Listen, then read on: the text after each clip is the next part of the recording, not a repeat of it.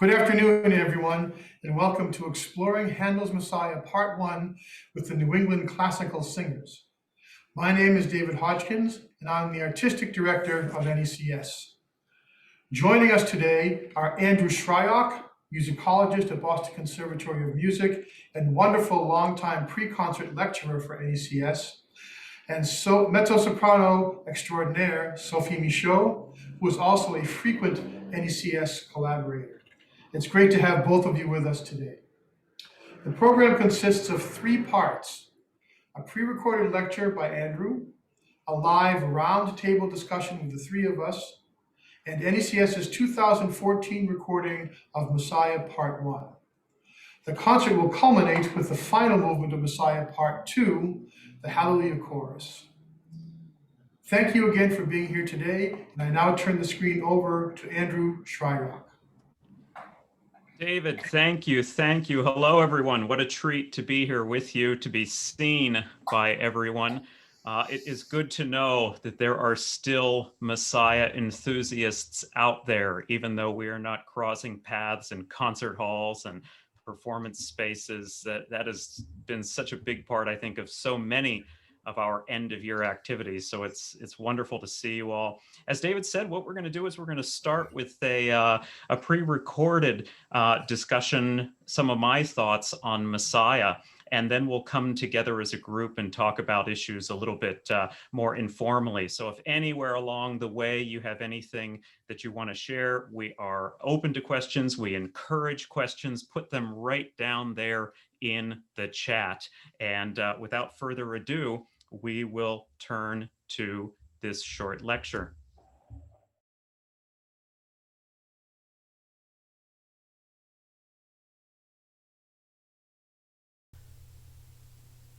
When we think about the composer George Friedrich Handel, I suspect many of us think about attending or participating in a performance of Messiah.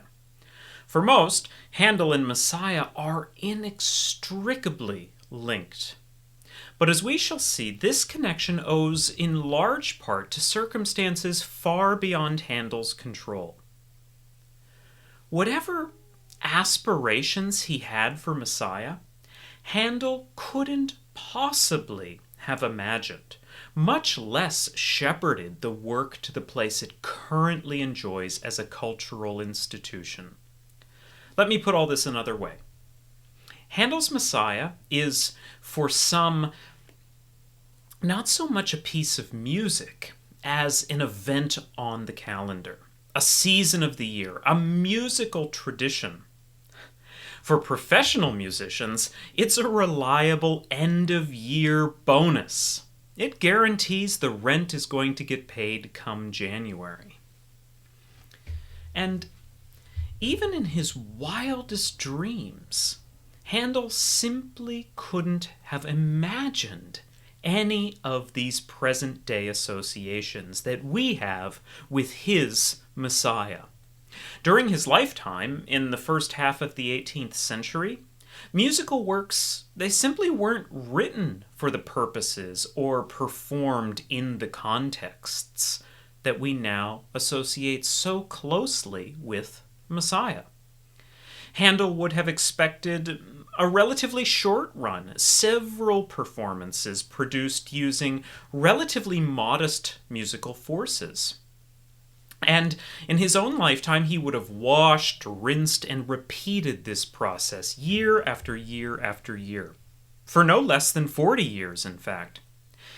Handel had access to leading professional musicians, sure, but they were a finicky bunch, requiring and, in some instances, demanding musical changes for almost every season, almost every performance. This is how all Handel's works, and his Messiah-like works in particular, were performed. So how did we get from there to here, from then to now, when the music of Messiah is etched in stone, like an Old Testament commandment?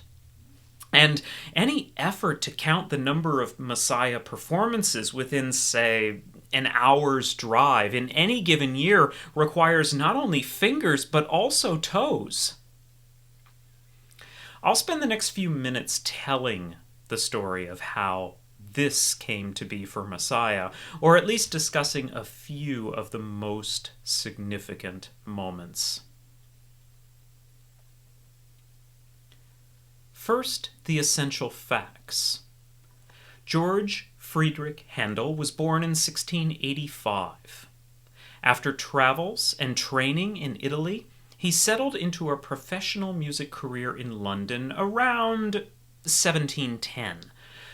By the time he turned his attention to Messiah, some 30 years later in 1741, he had more or less retired from a career writing and directing Italian operas, and he was living comfortably in what is now central London, in a house that is nowadays famous for standing next door to one that would later be occupied by, wait for it, Jimi Hendrix. That's right. The text of Messiah was provided to Handel by an individual named Charles Jennens. It was a compilation of pre-existing biblical passages arranged in a manner that more or less foretells, summarizes, and reflects on the significance of the life of Jesus Christ. The music of Messiah was, of course, Handel's responsibility. The work calls for orchestra, chorus, and vocal soloists, and it lasts roughly 2.5 hours, depending on how swiftly or slowly the conductor waves their hands. Composing this work occupied Handel for a bit longer than 3 weeks, from August to September 1741.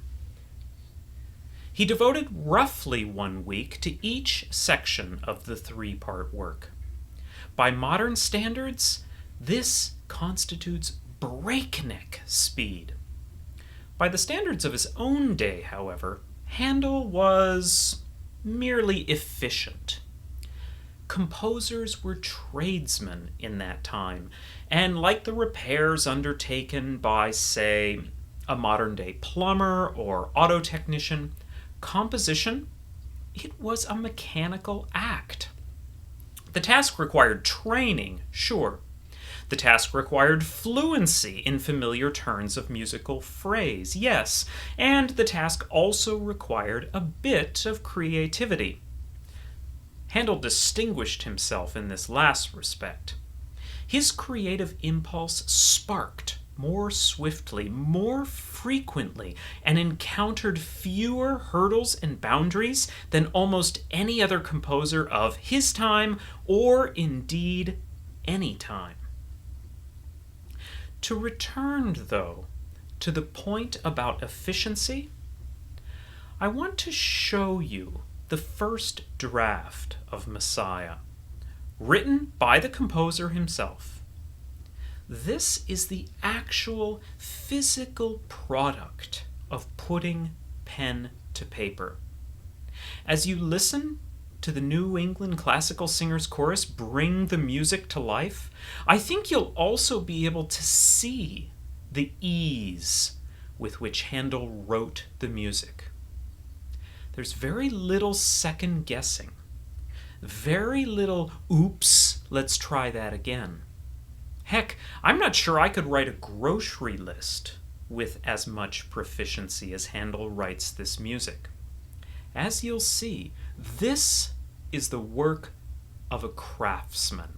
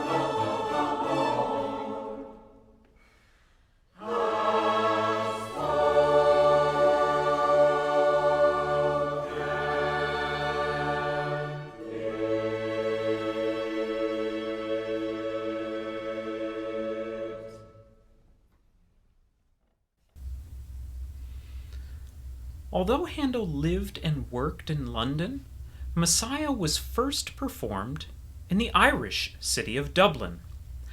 The circumstances that took the composer to Ireland are not entirely clear. The circumstances of Messiah's premiere, however, are well known. The first performance took place on April 13, 1742, in Dublin's Great Music Hall. The facade of the building? Not so great, rather unassuming in fact, but the performance space itself was considerable. And for Messiah, concert organizers sought to maximize capacity by requesting that ladies not wear their hoop skirts and men not bring their swords. I guess if there's any upside to virtual performances in 2020, it's that you're free to wear your hoop skirt and you're free to bring your sword. But when Messiah was premiered in London the following year, the critical reception and the public success was chillier than it had been in Dublin the previous year. Indeed, through the remainder of the 1740s, Messiah would be produced only twice more as part of Handel's regular London oratorio series. It may come as some surprise to discover, in its early years, Messiah was an unexceptional work.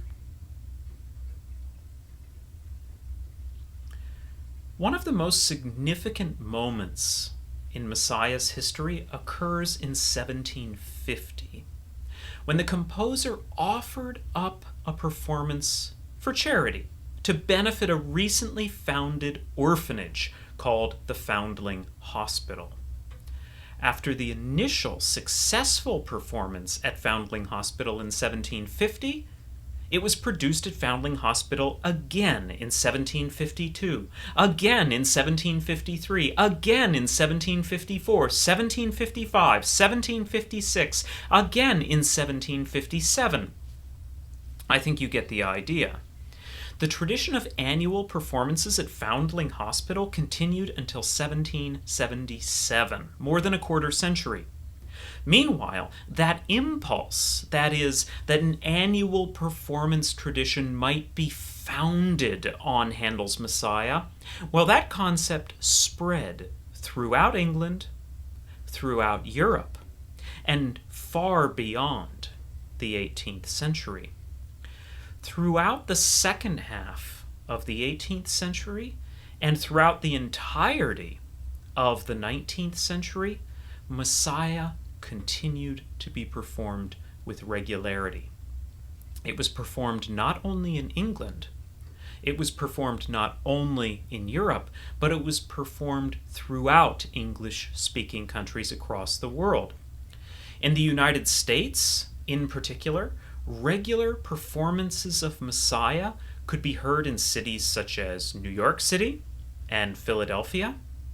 And meanwhile, closer to home, in Boston, musicians organized ensembles and organizations with regular performances of Messiah at the core.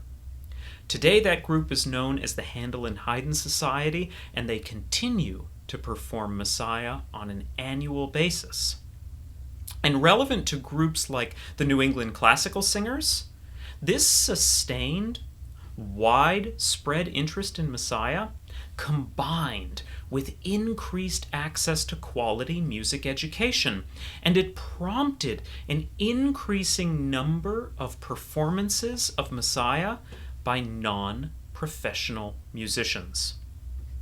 And if historical accounts are to be believed, performances by these non-professional performers and music societies were praised for their professional grade quality. In the 19th century, it seems, strength in numbers compensated for the absence of professional training. Beginning in 1857, in England, for example, Handel lovers could hear performances of Messiah at the recently constructed Crystal Palace. Crystal Palace was an indoor exhibition space of just under 1 million square feet. That's roughly 22 acres, in which Messiah was performed in performances featuring several thousand musicians. To quote from a contemporaneous report of the performing forces, quote, "The whole strength of the band and chorus comprised the following performers. First violins, 92. Second violins, 90. Violas, 60. Cellos, 60. Double basses, 61. Flutes, 10. Oboes, 10. Clarinets, 10. Bassoons, 10. Trumpets, 6. Horns, as in French horns, 12. Trombones, 9. Tubas, 3. Bass tubas, 2. Cornets, 8. Timpani, 3. Kettle drums, 4. Bass drum, 1. Side drum, 6. And the chorus consisted of 725 soprano voices, 719 altos, 652 tenors, and 662 basses, a grand total of 3,222 performers. Closer to home, in Boston, the Handel and Haydn Society turned to Messiah to celebrate its 50th anniversary in 1865. And for this performance, they included 600 chorus voices, accompanied by what they called then an oversized orchestra.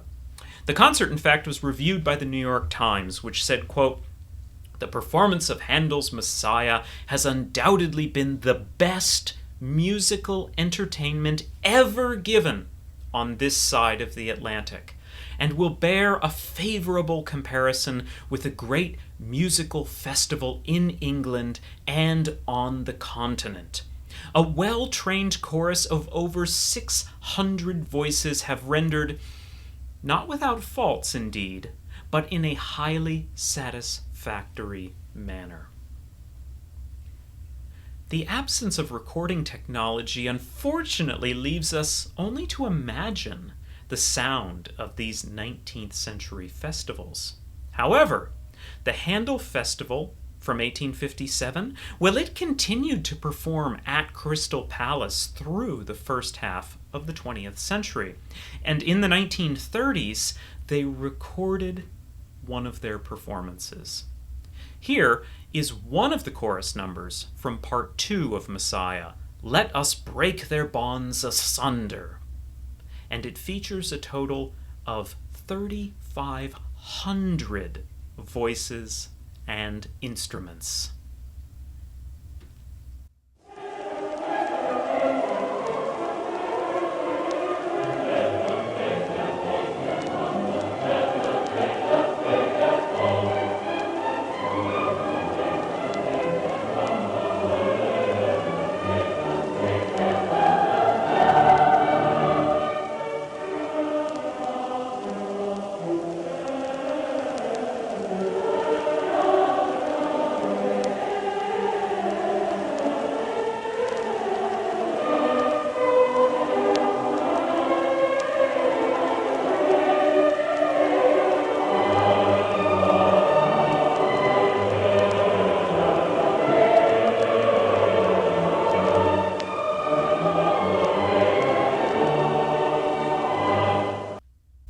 Festival closed up shop shortly after the recording of the performance we just heard. And if the 85 years or so since are any indication, the pendulum is now swinging away from these very, very large performances back in the direction of more modest numbers. Organizations such as the Handel and Haydn Society, for example, have moved in a more professionalized direction. We've witnessed an influx of performers who seek to draw on and implement styles familiar to the composer himself.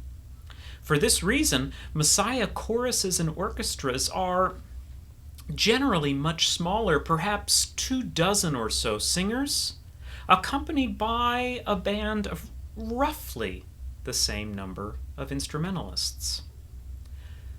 We've also witnessed an influx of performers who seek to recreate the sounds that would have been familiar to the composer himself, on instruments that would have been familiar to the composer himself. As a result, choruses and orchestras have become increasingly professionalized in recent years, as they were in Handel's own day. And yet, the mark of any great piece of music is its capacity to resonate in times, and in places, and in circumstances beyond those in which the work was created and first performed. For Messiah, this means regular revivals organized by sensitive and attentive performers, such as those who make up the performers of the New England classical singers. While such circumstances may have been beyond the imagination of Handel himself, I trust that you'll agree with me when I say that as participants, as listeners, as Messiah enthusiasts, we're much better off with such ready and regular access to such remarkable music performed in such a remarkably rich variety of ways.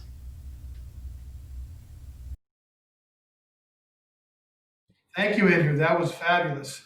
That was fabulous. I can't even imagine being in the same hall with 3,500 performers and the echo that must have happened with that. You know, you give a donor, there's like 15 things going on, there'd be two of the 15 things going on. So that was astounding. Thank you.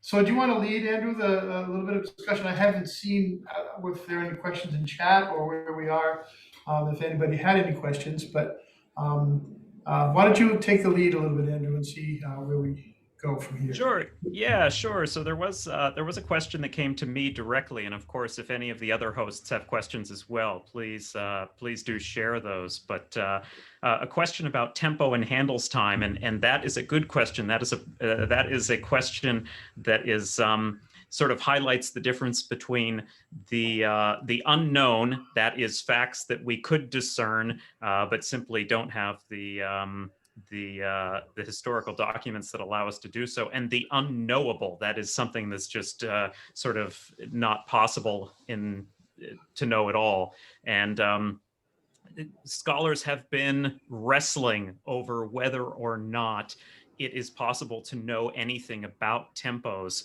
but suffice it to say, there has been no conclusive answer. We don't know if it's something that we might be able to sort of inform ourselves more fully on if we simply look at the right materials in the right way, or if it's something that's just lost to history. The closest we can get, however, I can answer your question sort of indirectly, is through 18th century documents which talk to us about the relationships between tempos. You know, how fast is allegro, which means fast, in comparison to largo, which means quite slow.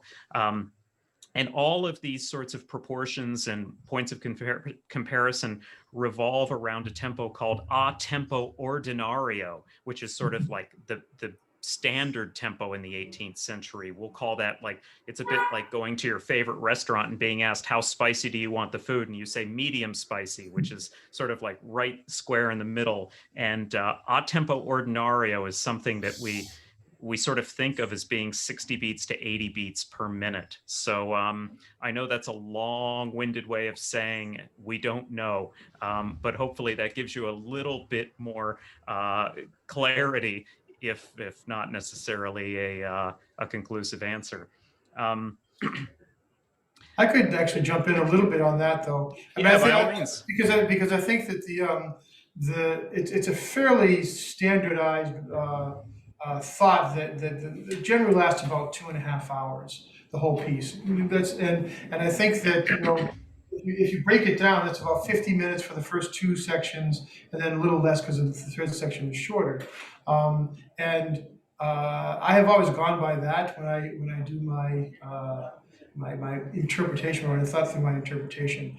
But there are also things about tempi within movements that actually I think were influenced by some of those large, 3,500 voice or whatever performances, and there was I think there was a real romanticizing of tempi and slow tempi, and because of the size of the forces, you almost had to do that. When you get Oh the yeah. back down to a normal size, I think that the tempi actually are pretty brisk. I also want to just point out one small thing about something, just as a side note. But who may abide the day of his coming is in 3/8, which means that the eighth note gets the beat. But it's actually not a fast tempo, but there's sort of this hornpipe feel all the way through the whole opening. Dum ti da da ti. There's an elegance of that, and it's sort of in between a three and a one.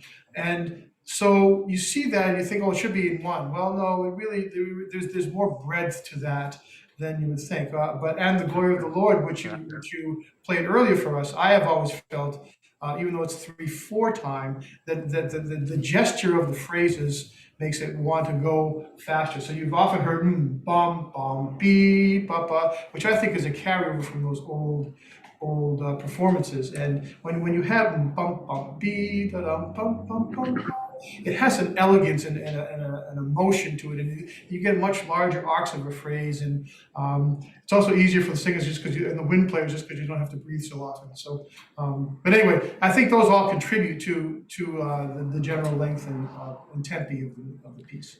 Yeah, I think you've got it exactly right. And I mean, what we're sort of thinking of 3/4, what we're sort of dancing around here is this idea that the the circumstances, the context, the historical documents from the time in which this piece was written can help us to interpret the piece nowadays. And it's not to say that we have to be rigid and follow only those things, but for Sophie or for David, I wonder to what extent you feel your own interpretive decisions are shaped by these styles and methods that might have been used at the time the work was written. Do those sort of affect you in any way or your decision making as a performer today?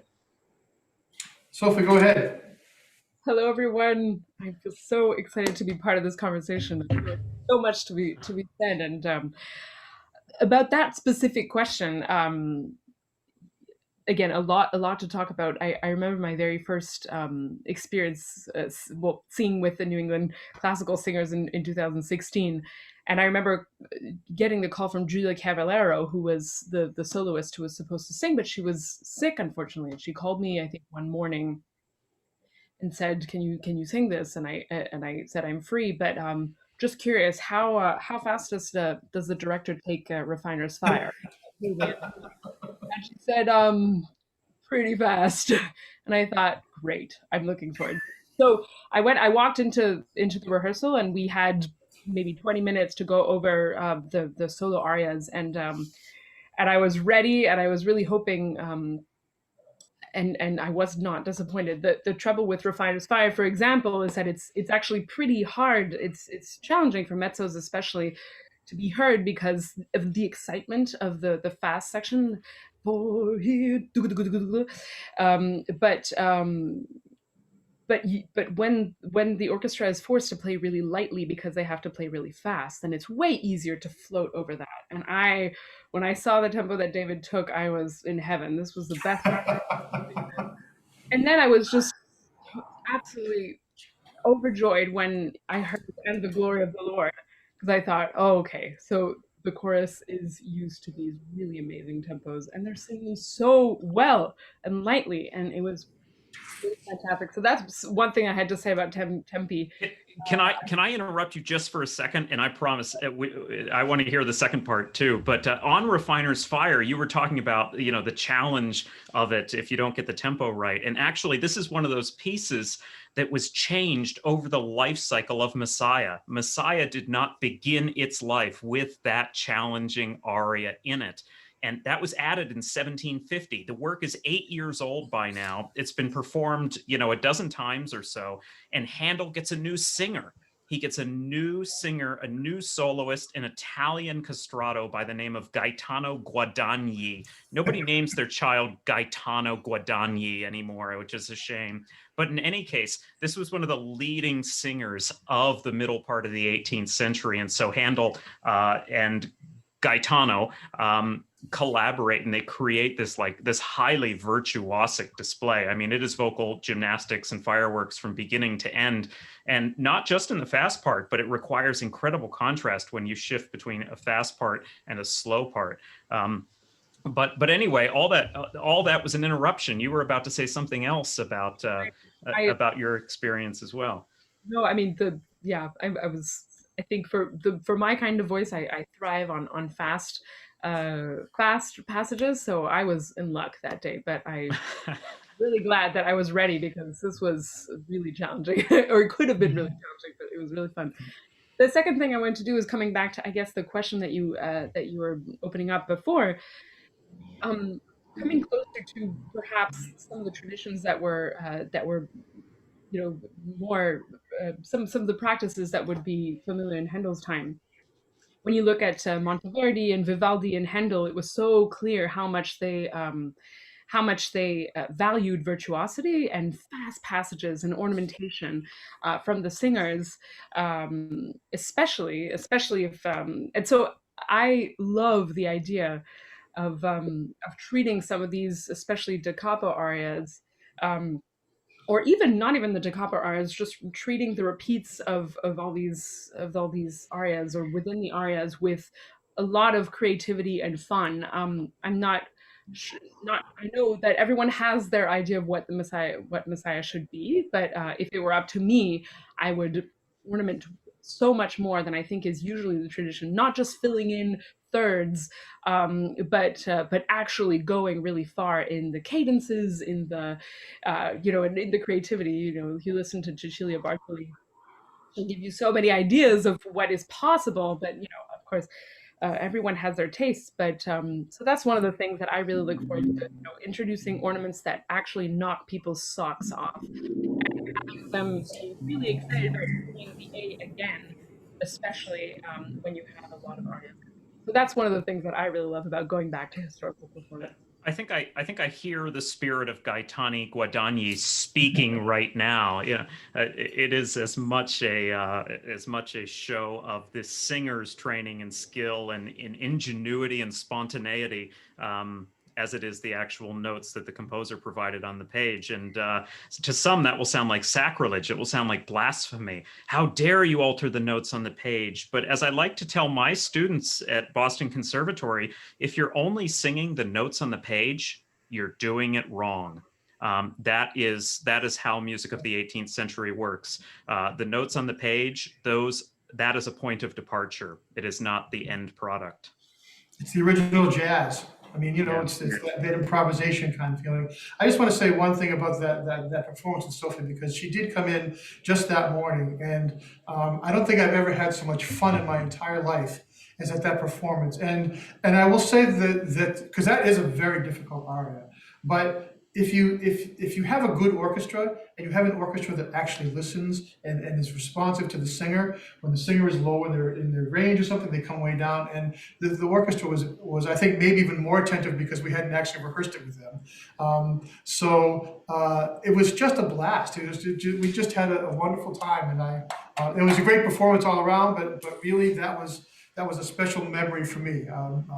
Walking in and just doing it.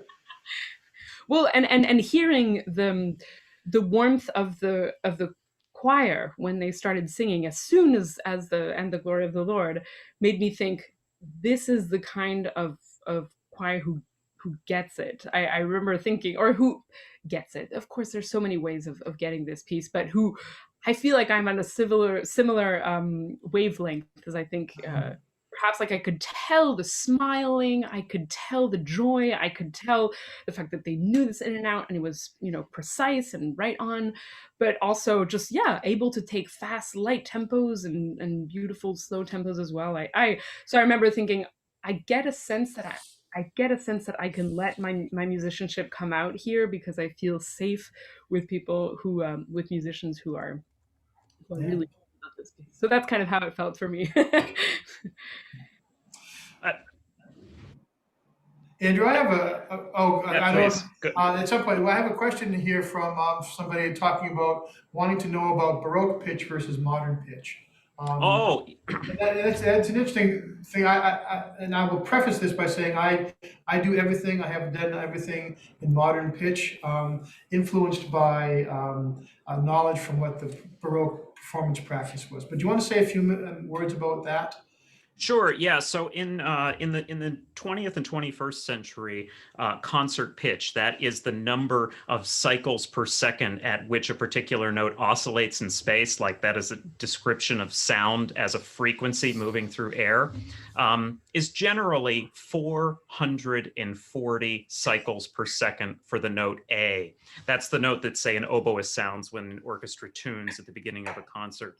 And so 440 cycles per second is more or less what we have agreed that A is going to be in the 20th and 21st century. There's some ensembles that have, in a spirit of perhaps one-upsmanship, decided that they're going to sound A at 442 cycles per second to give their ensemble a little bit more energy than the ensemble next door. But it was much less consistent in the 18th century. It depended on things like geography, it depended on things like instrumentation, it depended on things like the combinations of instruments that are playing together.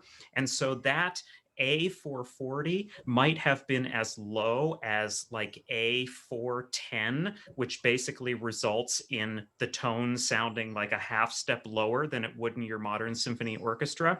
Or Sophie mentioned Monteverdi's time. It may have been as high as a maybe 460 or 465. And so that tone A would have sounded sharp in comparison to your modern symphony orchestra.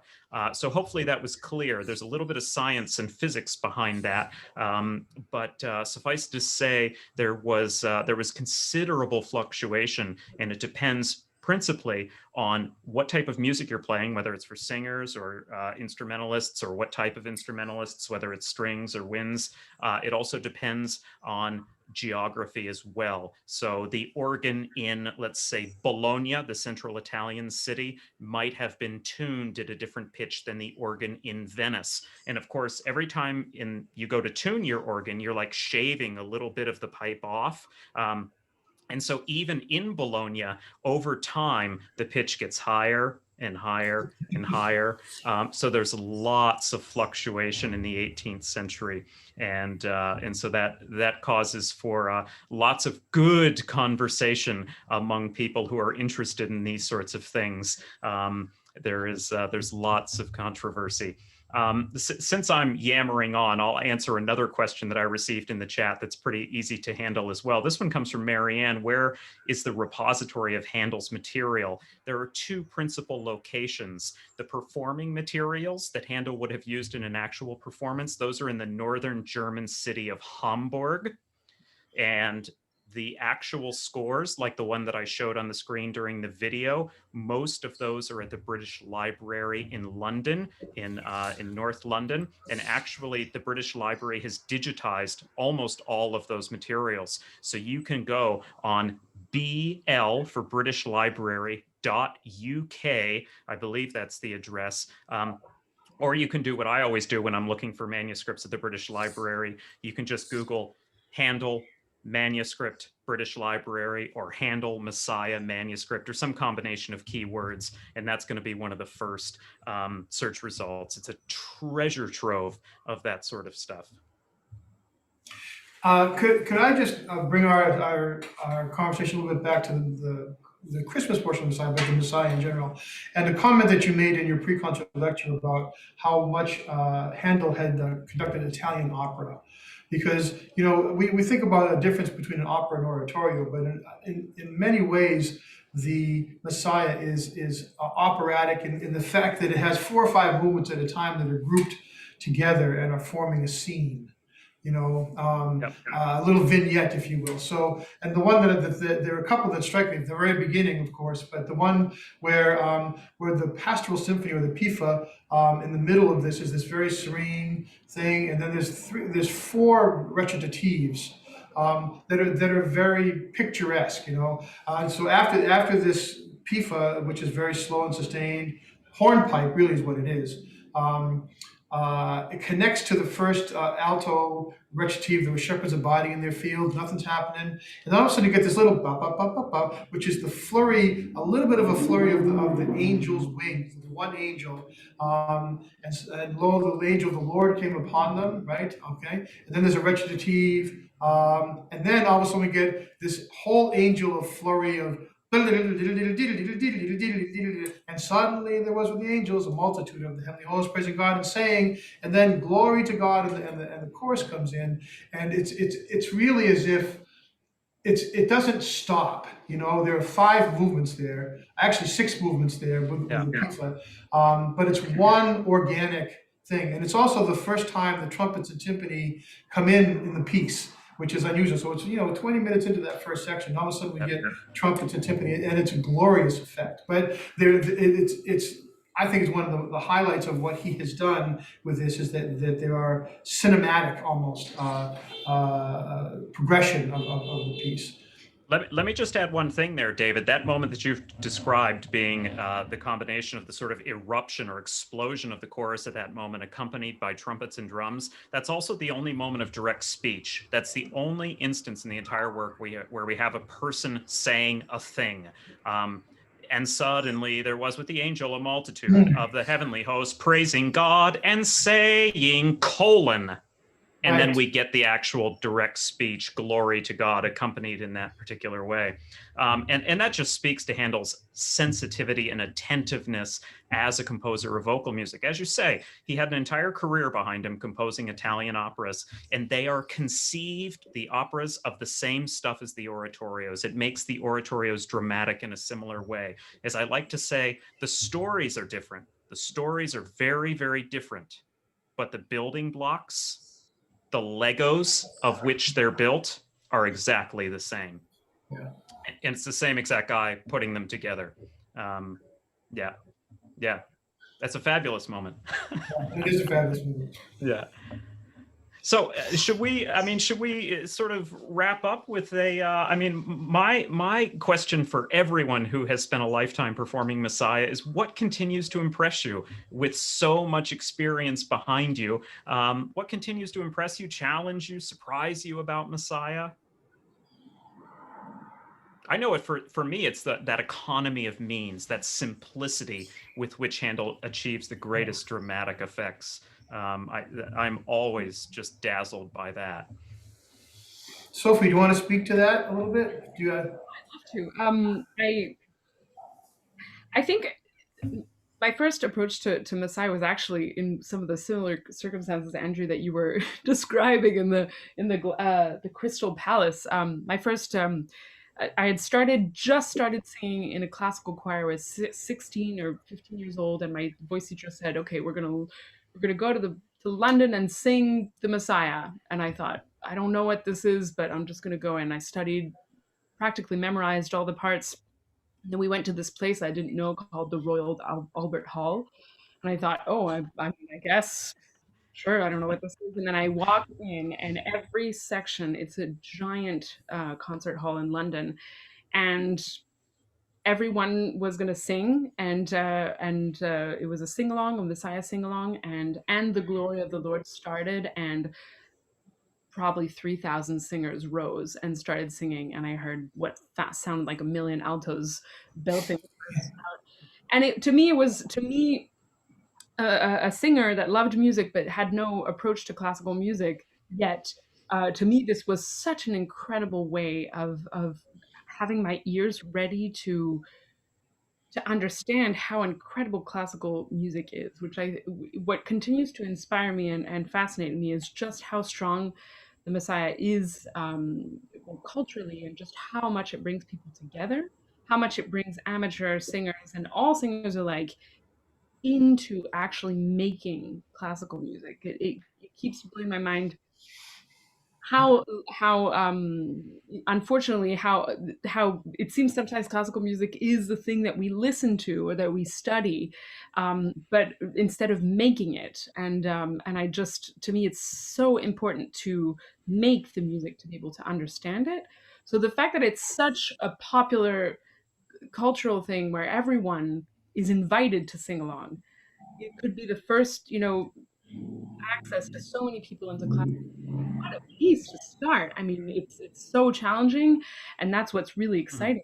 Um, and so that's what keeps amazing me. It's just how strong a role it has in opening this world of classical music to actually being music that everyone can make, and so that's what the Messiah is for me. Here, here.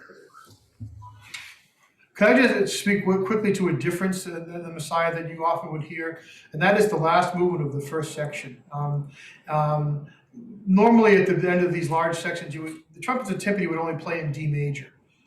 That's like all they could really play in the trumpets. So every large section of an oratorio, 99.9% of the time ends in D major. This one ends in B flat major, which means by design the trumpets and timpani cannot play. And I think it's really one of his most brilliant strokes of genius. He ends this first section with a very intimate, light, uh, joyous kind of celebration of the birth of Christ. But there's not trumpets and timpani with it. It's a very sort of, in a manger kind of feeling to it. It's a very intimate kind of feeling. And it says that there's more to this story, right? So when you finish the first part, you say, "Oh, that's really nice," but it doesn't feel complete. Everybody thinks that the Hallelujah chorus actually ends the piece or the section, and it doesn't. The Hallelujah chorus is the end of the second section of the Messiah, which is the resurrection, right? And that's when the Hallelujah chorus comes in. So we will play in the recording this. The Hallelujah doesn't chorus come in, but do understand that there's a lot that happens between the end of the part one and that Hallelujah chorus that you hear. So I can't believe he did this in 3 weeks, and the ingenuity of what he does. It's not, it may be formulaic only in form, but in invention and I don't know, celebration. It's extraordinary. It's off the charts. So anyway, you can tell I'm a fan. So Yeah, yeah, yeah. I often liken it to the sports superstar. Michael Jordan did everything that he did in the same 60 minutes that every basketball, or the same 48 minutes that every basketball player has to do those sorts of things. And yet the combination of training, of talent, of intuition combines in a way in Michael Jordan that it doesn't in most basketball players. And the same goes for Handel, right? He has the same building blocks as anyone had access to who was a musician in the 18th century. And yet it's that combination of training, natural talent, and intuition that results in, as you say, just spectacular results. yeah. Well, I think the three of us could probably go on for about another hour.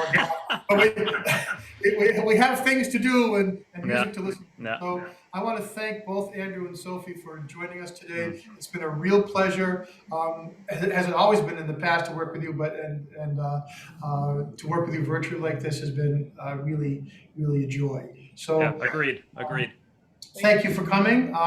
And now what we're going to do, Peter is going to play for you our 2014 performance of the part one of the Messiah and the Hallelujah Chorus. It's a beautiful recording. If I do say so myself, I will pat myself on the back for that. And for the singers, because it's wonderful. So I hope you can stay for it. The beautiful thing about being virtual is that you can also be the soloists. And you can also be the choir members, because you can just mute yourself and sing to your heart's content, and nobody else is going to hear you. So thank you again for coming out today and joining us. This has been a wonderful experience for me, and I hope for you.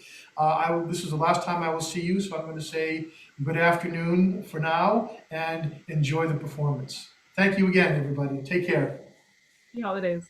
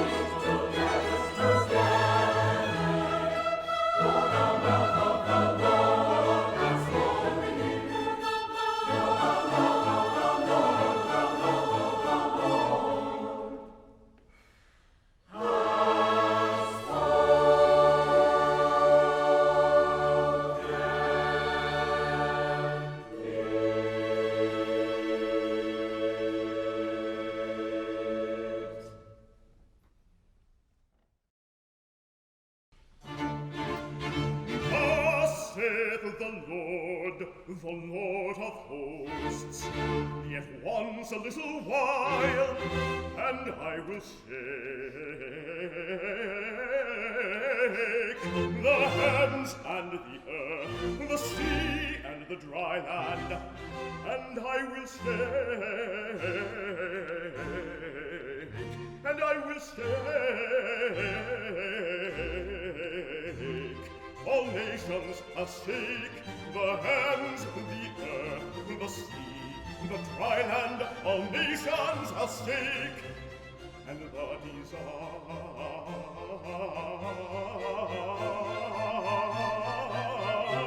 all nations shall come. The Lord whom ye seek shall suddenly come to his temple, even the messenger of the covenant, whom ye delight in. Behold, he shall come, saith the Lord of hosts.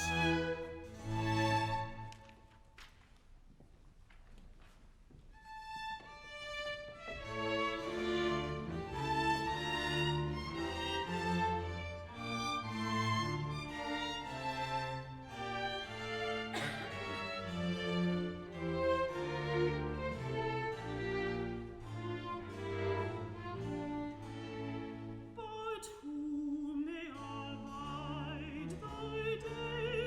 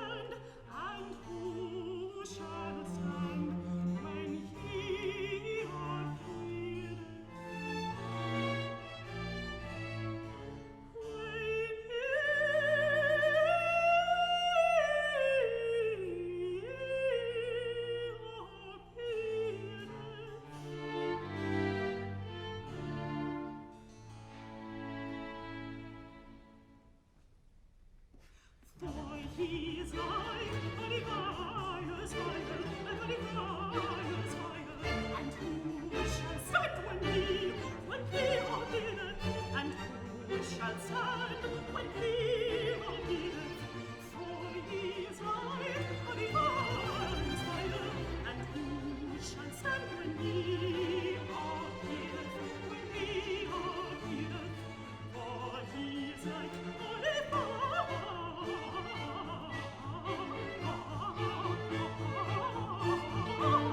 fire. For he is like honey fires,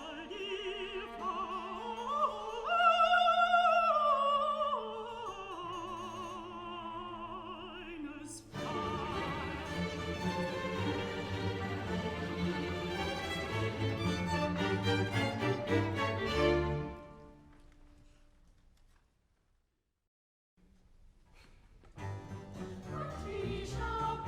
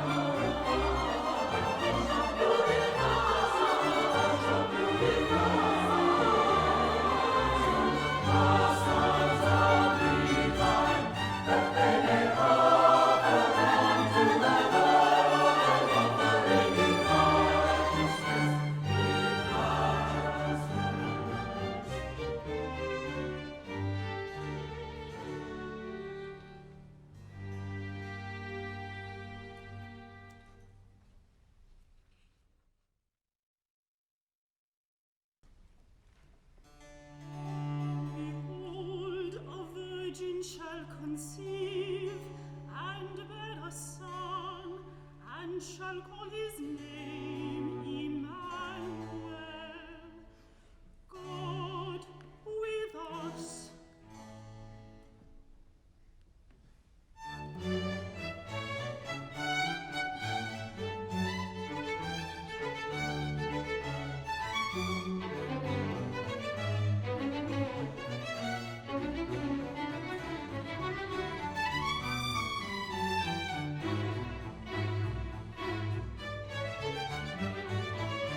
O thou that tellest good tidings to Zion,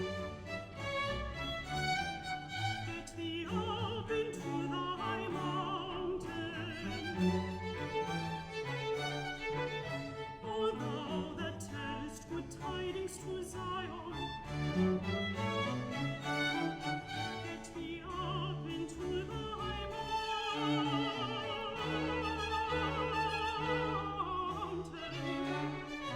Get thee up into thy mountain.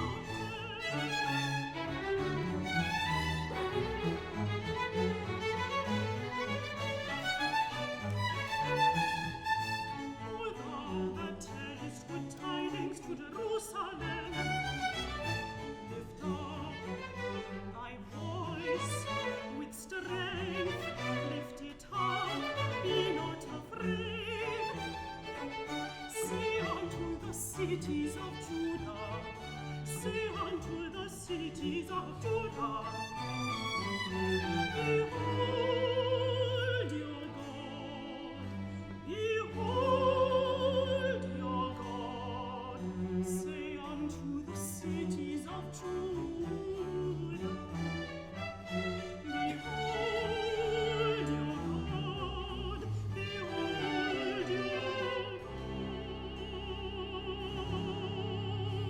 behold your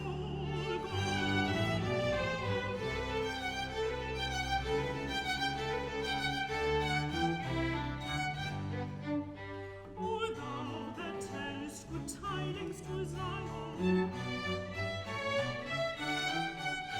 arise, shine, for thy light is come.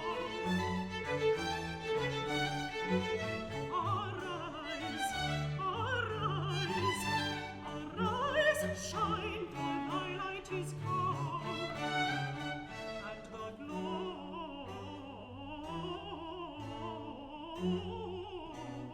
of the Lord, the glory of the Lord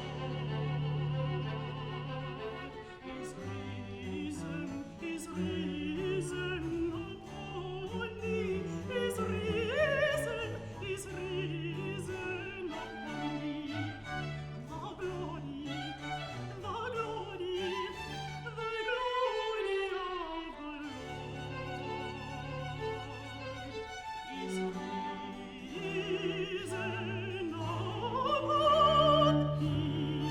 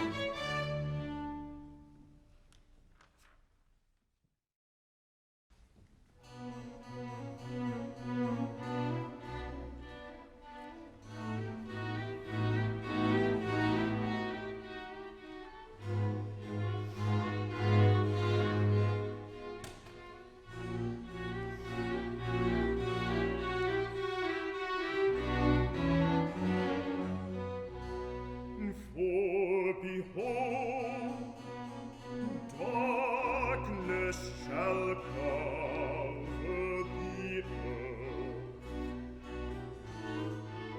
and gross darkness the people, and gross darkness the people. But the Lord will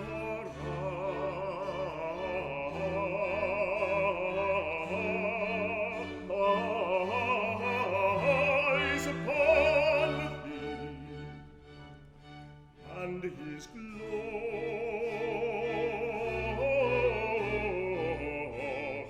shall be seen upon thee, and his glory shall be seen upon thee. And the Gentiles shall come to thy light, to the brightness of thy rising.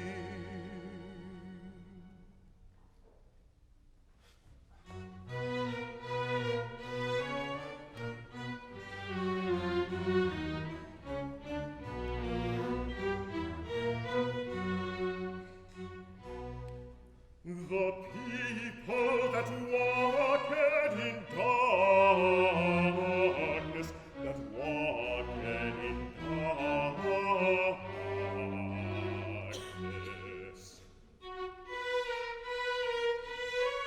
The people that walked in darkness have seen a great light, have seen a great light.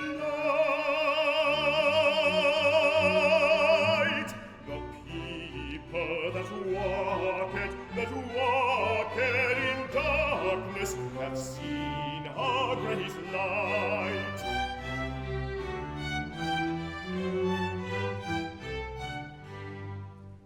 The people that walked in darkness, that walked in darkness. The people that walked in darkness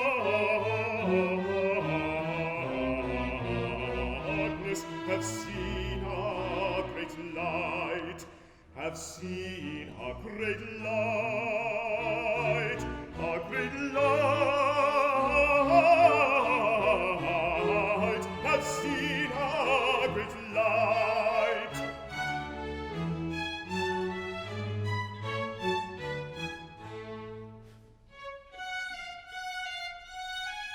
And they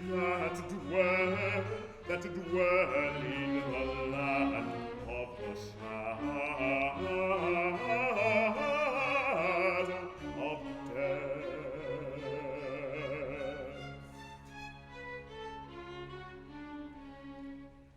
And they that dwell in the land, that dwell in the land of the shadow of death.